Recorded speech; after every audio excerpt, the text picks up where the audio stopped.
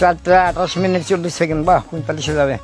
ঠিক আছে ঠিক আছে। অবিশ্বাস্য হলেও সত্যি, ঘড়ি ছাড়াই শুধুমাত্র হাতের দিকে তাকিয়েই সঠিক সময় বলে দিতে পারেন 75 বছর বয়সী ইয়াসিন আলী। দেখেন তো মামা এখন বিকেল কয়টা বাজে? বাজে গেল বা 4:28:40 বা 45 যাবে। ঠিক আছে ঠিক আছে, 4:28:40।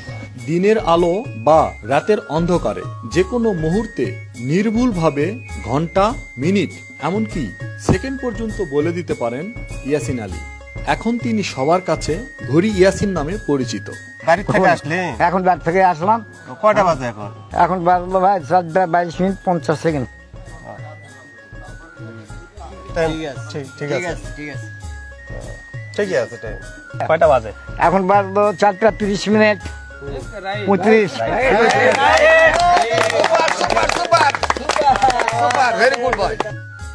ইয়াসিন আলীর বাড়ি নওগাঁর রানীনগর উপজেলার রাতোয়াল গ্রামে। পেশায় একজন সবজি বিক্রেতা। পড়ালেখা জানেন না, তারপরও প্রযুক্তিগত কোনো সহায়তা ছাড়াই হুবহু সময় বলে দিবার বিরল প্রতিভা দেখে তাকে নিয়ে গর্বিত এলাকাবাসী। তাকে যে কোনো মুহূর্তে যে কোনো সময় যদি বলা হয় টাইম কত, সে পারফেক্টলি বলতে পারে যে টাইম এত। এবং এই শুনে ছেলেপেলেরা খুশি, আমার আঙ্কেলও খুশি হয় এবং আমরাও খুশি হই। আমি মাঝে মাঝে জিজ্ঞেস করি যে ফাইন কথা বলতেছে, যে যখনই আমার টাইম জিজ্ঞেস করছে পারফেক্টলি টাইম বলছে। এই জন্যে আমরা তাকে টাইম বিশেষজ্ঞ হিসাবে চিনি। তো আমরা স্কুলে যাওয়া আসার পথে দাদুর সঙ্গে যখন দেখা হয়, তখন আমার দাদুকে জিজ্ঞেস করি যে দাদু এখন কত বাজে। উনি ঘড়ি বা মোবাইল কোনো কিছু না দেখে বলে দেন যে এখন কত বাজে। তো আমার আরও দেখা দেখি, ধরেন মনে করেন আমার অনেক স্টুডেন্ট বা আমার ক্লাসমেট যারা আছে তারা দাদুকে জিজ্ঞেস করে দাদু এখন কত বাজে, দাদু একদম সঠিক সময়টা বলে দেন। ঘড়ি ছাড়া নির্ভুলভাবে সময় বলতে পারার এমন কৌশল কিভাবে রপ্ত করেছেন জানতে চাইলে তিনি বলেন, পাকিস্তান আমলে ঘড়ি ব্যবহার করতেন, কিন্তু কোনো এক কারণে ঘড়ি ব্যবহার করবেন না বলে প্রতিজ্ঞা করেন।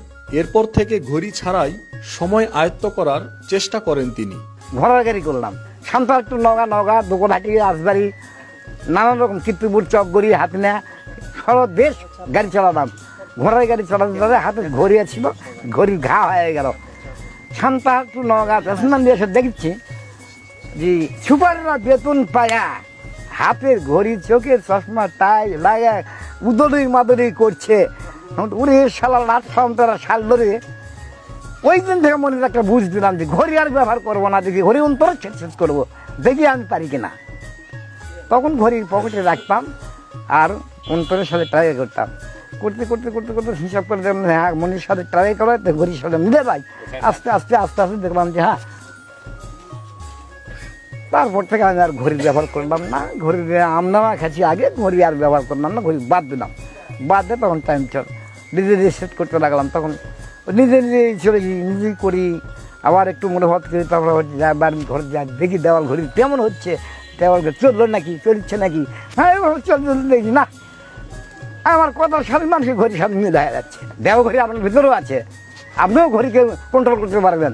ঘড়ির তো এমন কিছু না, ঘড়ি মন চলছে এইভাবে খালি হাত দেখাই বলে দেয় যে এখন 3:20 বাজে, এরকম ভাবে। মজার বললে খালি ভুল হবে, জটিল একটা মজা। লোক এলাকার এমন কেউ চিনে না ভাই।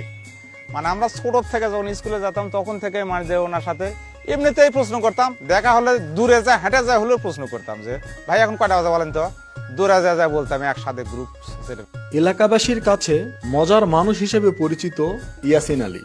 সকলের সাথে মিলেমিশে আনন্দেই দিন কাটে তার। ঘড়ি ছাড়া সময় বলে দিতে পারায় তার নামে একটি গ্রামের নাম হয়েছে। সেই গ্রামের নাম ইয়াসিনপুর। তা আমরা এলাকাবাসী চাই চাচা আমাদের মাঝে 1000 বছর বেঁচে থাকুক। ঘড়ি ইয়াসিন খ্যাত সদা হাস্যোজ্জ্বল এই মানুষটি সকলের সাথে মিলেমিশে বেশ আনন্দেই দিন কাটাচ্ছেন।